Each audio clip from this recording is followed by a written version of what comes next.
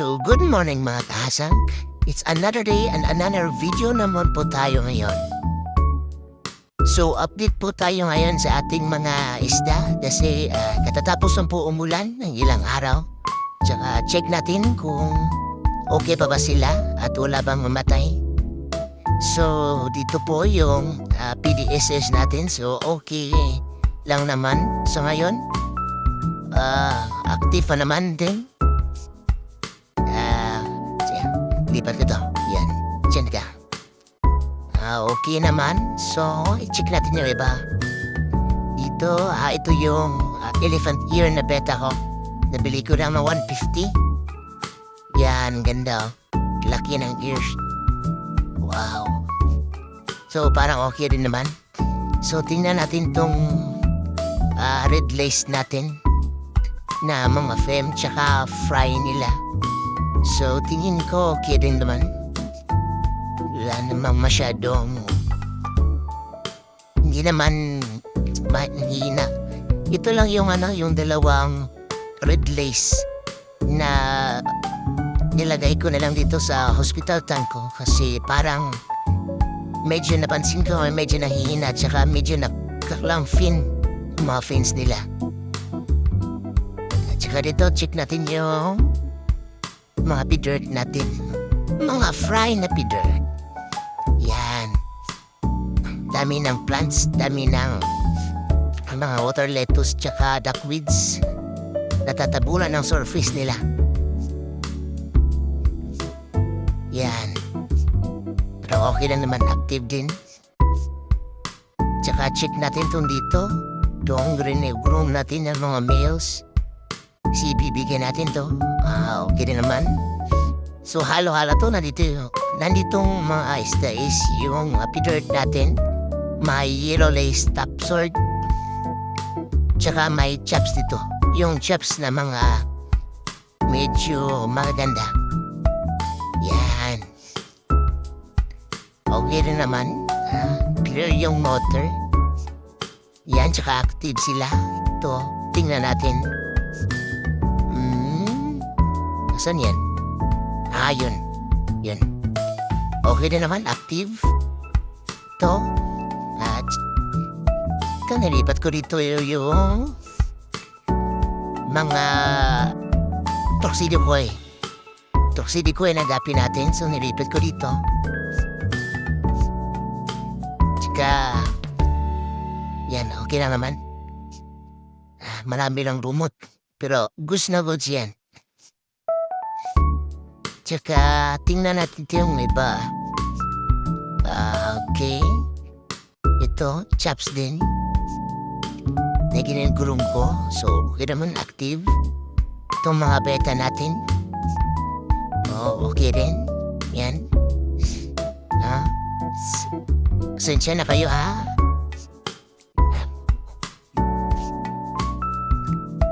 Pasensya na kayo. Bibili ako ng mas malaking tag para sa inyo. Tsaka ito yung... Iwan ko na. Ano bang tawag sa gapi nito? Tiger yata. Hindi ba? Parang Waikisi. Hiroking Cobra. Tsaka yung chops. Tsaka dito yung... DEM ko. Yung dalawang female ng DEM. Tsaka yung mga fry nila. Okay lang naman. Wala mang namatay na fry. Yung mga fry nila. Active din naman. So, okay. Yan. Uliksi pa ng mga fem. So, dito tayo sa kabila. So, tingnan natin yung breeder ng pidert natin. So, yan. As you can see, active na active yung pidert natin. Yung mga pidert na breeder. Yan. Tsaka gandun yung isang male. Maganda yung isang male. Parang nag-full mask siya. Nag-full. Talagang yung platinum hanggang libot hanggang sa batok niya. So, tsaka lipat tayo dito sa kabilang mga tank natin. So, check natin yung yellow lace top sword natin. Yellow lace. So, for your info po mga kasam, nabili ko lang to ng 100 Brio.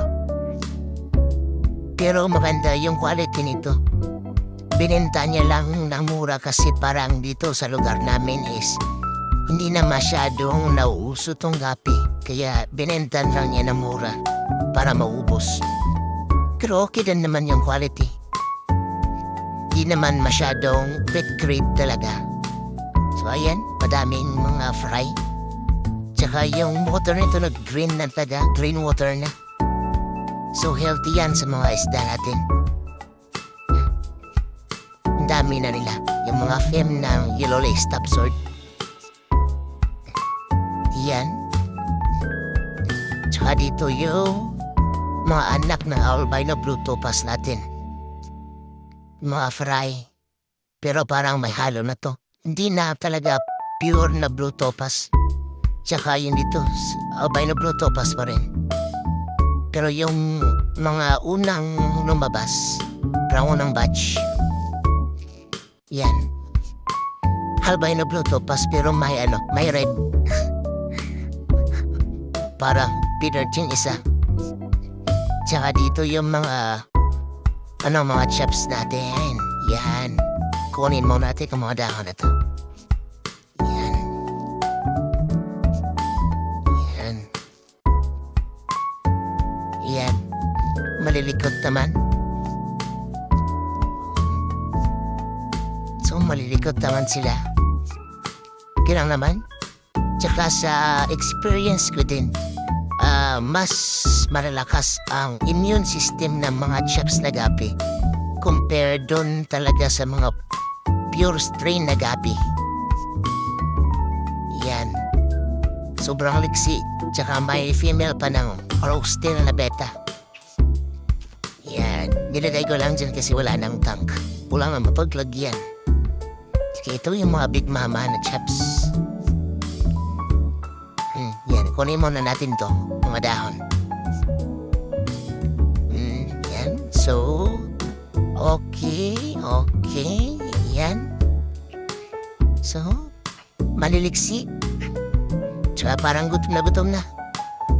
Gutom na yung mga gapi natin. Kaya yan.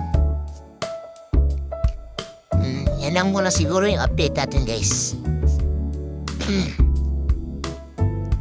So, yan. So, pakainin muna natin sila. Pakainin muna natin pala sila. Kasi parang nagugutom na sila. Yan. Pakainin muna natin. Tsaka itong kinapakain ko po is yung PO1 lang. Yan. Dapat sakto lang po na kaya nilang ubusin. Kasi kung baka hindi nila maubos, mapollute lang yung water. Yan. Tsaka yung ibang mga feeds na lumulubog, kinakain din naman nila. Maya-maya, tsaka yan. Feed natin yung PDSS natin. Yan. Tsaka itong red lace. Mga fry ng red lace at isang fem. Ay, sana gumaling na yung dalawang fem. Tsaka dito sa feeder natin. Yan. Damihan natin kasi talagang marami sila dyan. Tsaka dito naman. Okay. Yan. Dito. Tsaka dito.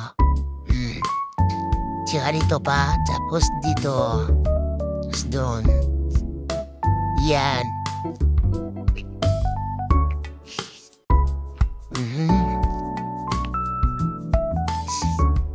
Yan. Oh. Yan. Kain na kayo mga babies. Tsaka ito. Oh, mga anak natin yan. Oh. Ay, iba talaga. Pag single dad. Hehe. Tapos ang dami mo pang mga papakain ng anak. Yan. Kumain kayo mga anak. Tsaka magpakarami kayo. Yan. Sige. Humayo kayo't magpaparami. Doon muna tayo sa kabila. So, feed natin sila. Kasi parang nagutom na sila. Yan, itong mga male ng i-release top sword natin.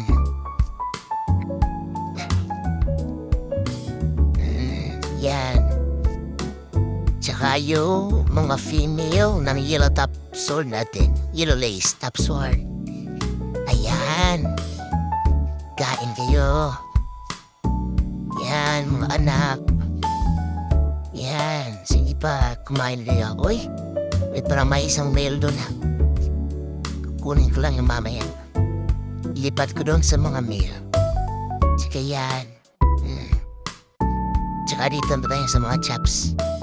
Kasi parang kanina pa sila gutom na gutom. Yan.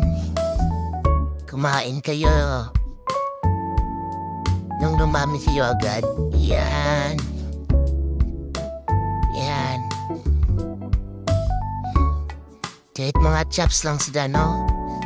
Maganda rin naman sila tingnan. Tsaka nakakaliw. Lalo na pag sobrang dami na nila. Yan. Yan. Isa din ako sa mga chaps lover. Na fish keeper. Na gabi keeper. Chaps lover. Chaps lover boy. Ito. Okay na. Sige, kain na kayo. Anong kain? So, yan lang muna. Update natin guys. Salamat sa pagbisita sa ating farm. Paalam. Peace, yo.